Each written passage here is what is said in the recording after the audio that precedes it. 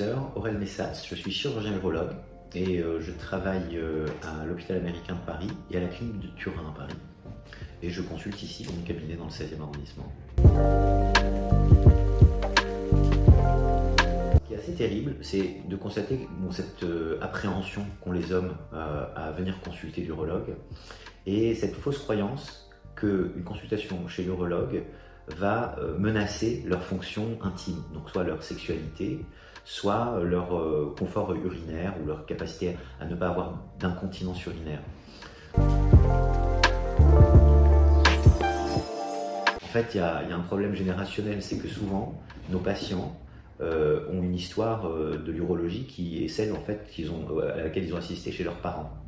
Et donc, ils ont les mêmes craintes que celles qu'auraient dû avoir leurs parents, mais entre-temps, une génération s'est écoulée et les technologies ont énormément changé, les techniques chirurgicales ont changé, les indications et la manière de traiter les maladies ont changé. Et donc, c'est maintenant des croyances qui sont complètement fausses. Les patients ont peur de consulter l'urologue en ayant l'impression qu'ils vont devenir impuissants ou incontinents à partir du moment où ils croisent un spécialiste. Et en fait, donc, ils ne viennent pas le voir, et c'est le retard au diagnostic qui va finir par les exposer au même risque que la génération passée. En 2025, un patient qui consulte tôt pour un problème urinaire ou pour un problème de cancer, on a aujourd'hui les moyens de le traiter sans l'endommager en rien.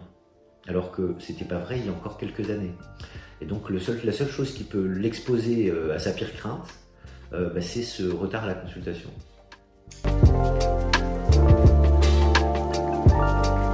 De l'érection, c'est très complexe et les causes en sont très variables. Donc votre question elle est intéressante parce que le syndrome métabolique il existe, ça peut en être la cause. Bon, alors d'abord pour être très clair, je pense qu'un problème d'érection avant 40 ans, c'est quasiment jamais de cause organique. La plupart du temps c'est une cause psychologique. Après, les troubles sexuels qui surviennent, disons, autour de la cinquantaine, ils peuvent toujours aussi être de cause psychogène, mais ils peuvent être aussi de cause métabolique, et à ce moment-là, c'est plutôt le terrain du patient lui-même qui va nous orienter vers une cause métabolique. Donc un patient en surpoids, un patient sédentaire, quelqu'un qui a du diabète ou du cholestérol, un gros fumeur, c'est pas vraiment la précision sur les symptômes qui va nous permettre de nous orienter, mais c'est de comprendre le contexte métabolique du patient qui va nous permettre de nous orienter vers une cause comme celle-là. Troubles de l'érection, des troubles plutôt stables, vous voyez, c'est-à-dire que déjà le patient peut lui-même faire la part des choses entre une participation psychogène et une cause organique. S'il a des érections matinales, mais qu'il a du mal à avoir une érection dans une relation avec sa partenaire, ça évoque plutôt une cause psychogène, vous voyez. Si le patient arrive à avoir une bonne rigidité en se masturbant, mais que dans la relation à autrui, il a plus de difficultés, ça oriente plutôt vers une cause psychogène. Quand les troubles sont plutôt stables et qu'ils surviennent plutôt dans toutes circonstances, donc ni érection matinale, ni masturbation possible, ni relation, ni rigidité possible lors de la relation, là c'est plus évocateur d'un trouble organique.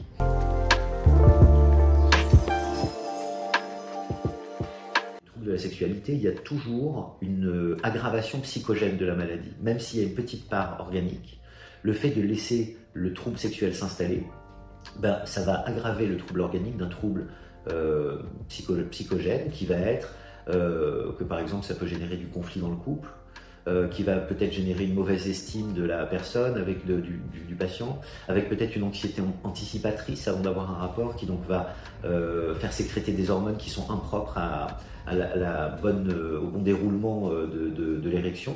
Et donc très important de consulter tôt.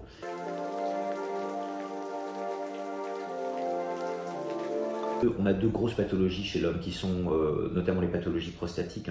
Il y a les troubles urinaires qui sont causés par l'adénome de prostate, qui est une tumeur bénigne, et il y a notre grosse hantise qui est le cancer de prostate. Alors, pour répondre pour les patients qui sont concernés par des troubles urinaires, très souvent les patients consultent avec retard parce que ces troubles urinaires, ils ne viennent pas du jour au lendemain, ils s'installent de façon très progressive. Donc, on a des gens qui consultent très tardivement pour des troubles qui se sont installés il y a longtemps et qui sont arrivés progressivement et qui donc, ils ne se rendent pas compte qu'ils urinent très mal, mais comme ça s'est installé progressivement, ils s'y sont presque habitués.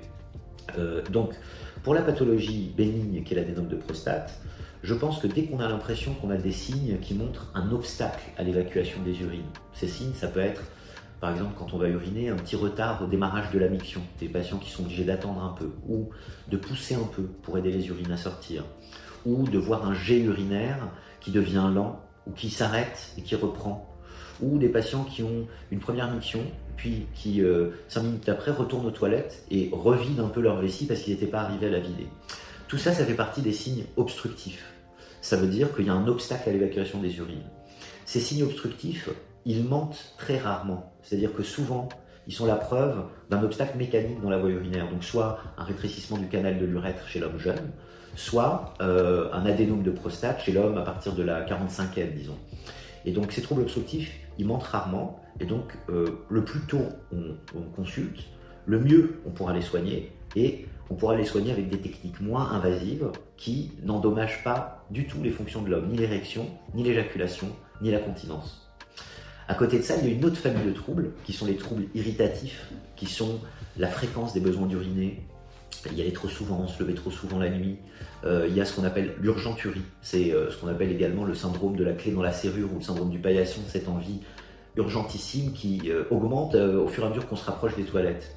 Ça, c'est des signes qui sont moins spécifiques. On peut l'avoir pour de l'anxiété, de la nervosité, des choses comme ça. Donc, c'est plus bruyant pour le patient et ça va les faire consulter plus facilement. Mais pour moi, c'est des signes qui sont moins alarmants. Alors que les signes obstructifs, qui s'installent un peu insidieusement, les patients vont avoir tendance à consulter plus tard et ne seront peut-être plus éligibles pour les nouveaux traitements qui les laissent intacts. L'homme, à partir, je dirais, de 45 ans, devrait faire au moins une fois un dépistage du cancer de prostate. Et donc, en l'absence de symptômes, on peut déjà être un patient qui ne fait pas bien le boulot qu'il devrait faire pour lui-même, parce qu'il faudrait faire un dépistage même sans symptômes.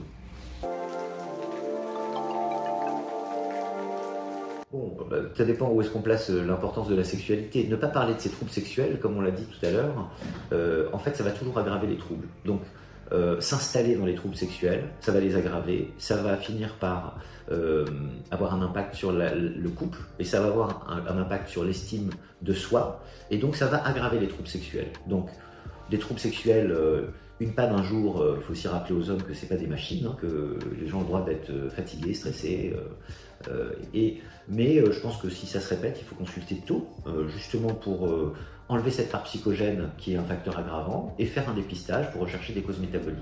Mais, bon, in fine, je ne sais pas s'il faut dire que c'est plus grave que d'avoir un tabou sur les troubles urinaires, parce que tout ce qui va en découler, c'est une sexualité altérée, peut-être rattrapable.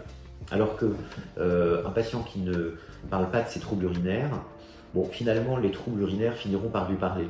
Je veux dire, ça finira par ne pas passer inaperçu. Notre objectif, c'est pas uniquement d'améliorer le confort des patients, c'est aussi de protéger l'appareil urinaire des patients pour qu'il joue son bon rôle jusqu'au dernier jour de la vie de l'homme. Donc, quelqu'un qui laisse pendant des années traîner des troubles urinaires, dans certains cas, on ne pourra plus le réparer ad integrum. On pourra limiter les dégâts, mais on ne pourra peut-être pas lui redonner la fonction qu'on aurait pu lui donner s'il avait consulté plus tôt. Donc je dirais que les deux sont délétères. Ne pas parler de ces troubles sexuels, c'est accepter d'une certaine façon qu'ils s'aggravent avec le temps. Et ne pas parler de ces troubles urinaires, c'est s'attendre finalement probablement à une complication ou à une aggravation de sa maladie et la faire traiter un peu trop tard, avec donc moins d'efficacité ou avec des techniques qui sont un peu plus endommageantes.